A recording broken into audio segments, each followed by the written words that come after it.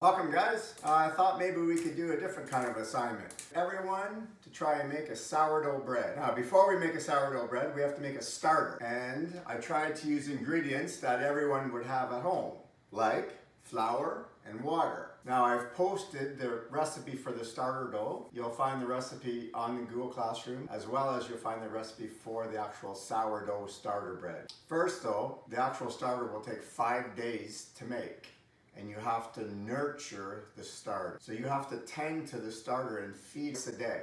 I have one over here you can take a look at. I have a couple actually. I have a day 4 and I have a day 5. My jar's a bit cleaner here so I can just show you this. So basically what I do every day is I add 100 grams of flour and approximately 100 grams of water. I stir it up. I put a little piece of saran wrap on with an elastic band and I let it sit. I do it once in the morning and I do it once in the evening. Okay, so 2 feedings per day. And then when we actually get to day 5, which is today, we can make the sourdough bread. So what you guys will do is you'll need to find some kind of a glass jar, some kind of a glass vessel, anything like that you can use. And then we can start to make our bread. So the first thing I'm gonna do right now is I'm gonna make the starter dough. And I'll just show you one so it's easy for you to do as well. So first thing that we need is 100 grams of flour, and then carefully you're going to try and get that flour into that jar.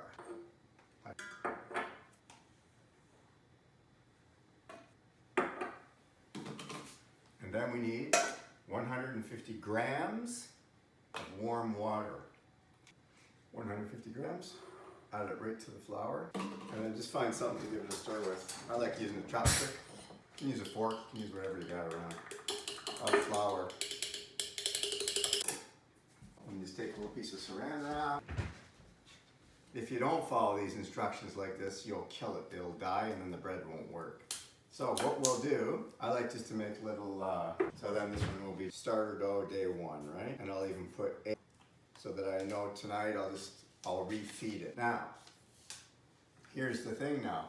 By the time we get to day 4, we may be up to here. So that's why I've said on day 4, you discard 2 tablespoons. So take 2 tablespoons out, chuck them in the garbage, so that you have enough room in the jar with the fresh starter, okay?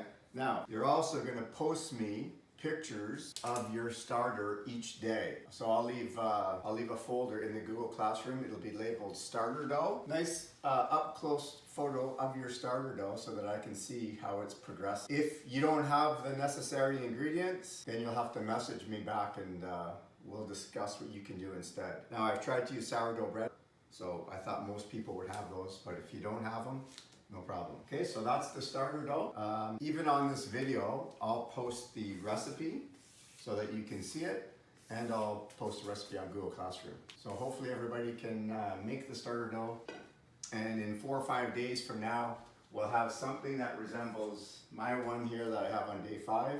And when you open the jar on day 5, you'll actually start to smell that soury smell. And this is, believe it or not, this is how bread was designed. So back in the day, this is how they made bread. No yeast, okay? This is the yeast now. We've made our own. So we're doing a process here where we're making a fermentation in this jar. And believe me, we have so much time right now, we can do this. Normally we can't do this because this takes too long. It takes 1 week just to make the starter dough, 2 days to make the sourdough bread. That's a week just to make one bread. So most people can't do this. But once you do this and you try it, you'll be amazed on how delicious the bread actually tastes. So that's it for now. You post me your pictures and we'll talk soon. Good luck. Welcome guys, welcome to sourdough part 1. Part 2 has already been posted. I just wanted to go back and show you the very beginning steps of how to make the sourdough bread. Remember, starter dough, day 5, we're ready to go. So out of all this sourdough starter, we only need 150 grams. So after we take the 150 grams, you're welcome just to refeed it again and make another one. That's what I usually do. So I always have starters going so I can just continuously make bread. Even though I don't eat it, I love it. So the sourdough bread, we'll start with 1,000 grams of flour, which I already have measured out right here. And then to that flour, we're gonna add 770 grams of water, warm water. When we just add the flour and water together, stir it and let it sit, the process is called auto-leasing. And what it does is it starts the fermentation. So it starts to break down the enzymes. It starts everything going. It makes sure that all the flour's been hydrated. Again, it's one of those processes that most people don't have time to do, but because now we have nothing but time, we can do it. I'm actually gonna take a little bit out. I got 779.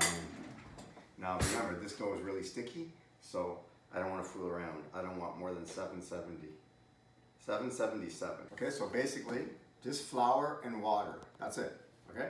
I pour this in, give it a moment or two. I like to use my fork.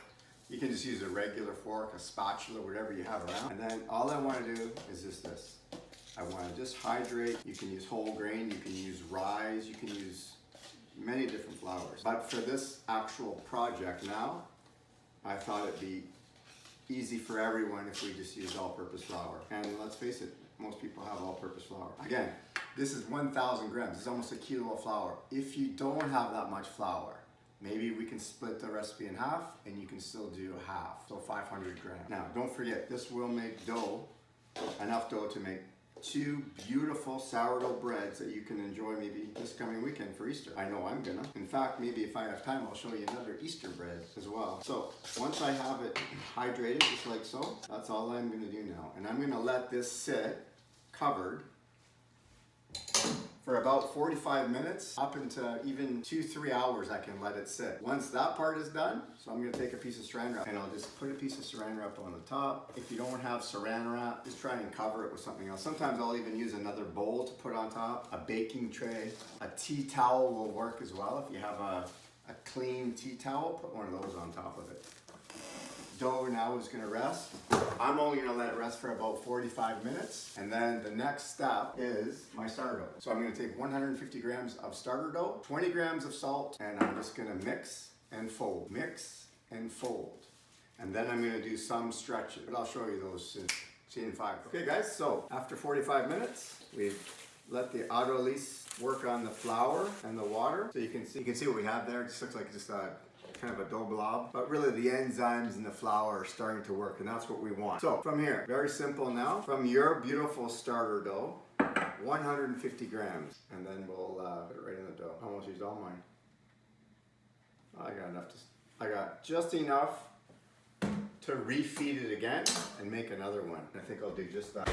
Take a spatula and then just dump it on top. Nothing special. Easy peasy, right? Last ingredient, 20 grams of salt. I always keep my salt in these little bamboo containers. Keeps the moisture out and keeps the salt nice and fresh. 20 grams. Seems like a lot, but this is quite a good batch of bread. So that's it, and we'll just sprinkle that on the top like so, and that's it. Now the only other thing we have to do, give it just a little mix. And really we just want to kind of bring it together, okay? Nothing too fancy right now. So once I've got all this kind of mixed in, I'm gonna let this sit. Oh, and I can smell oh boy, I have a nice sour smell to it already. Oh, this is gonna be a good one. Oh, beautiful. Okay, so I'm gonna leave it like this, again, 45 minutes, and then we're gonna start the next process, the last process, which is the stretch and fold, okay? So, see you in 40. Okay guys, so I've left it sit now for 45 minutes. Now we're gonna complete the last step here until my next video that's already been posted. Okay, so this is a series of stretch and folds. And really you wanna do about 4 of these stretch and folds. So you wanna do them every 30 minutes, let it rest, 30 minutes, let it rest, okay? Very simple, take off the saran wrap, wet the hand, and then just like so, okay? Pick up, fold over. Turn the bowl and just continue to stretch and fold. And this is the stage now where you're developing this dough. So this is important. Right, you're starting to get the structure of the dough. Don't worry if it tears a little bit. Just keep on going around. You want to go around the bowl about 4 times. Okay, just stretch and fold. And then what I'm going to do is I'm going to set my timer for 30 minutes. And I'm going to do this 4 more times, and then we'll be at the stage where video 2 comes in. Okay, Google, set timer, 30 minutes.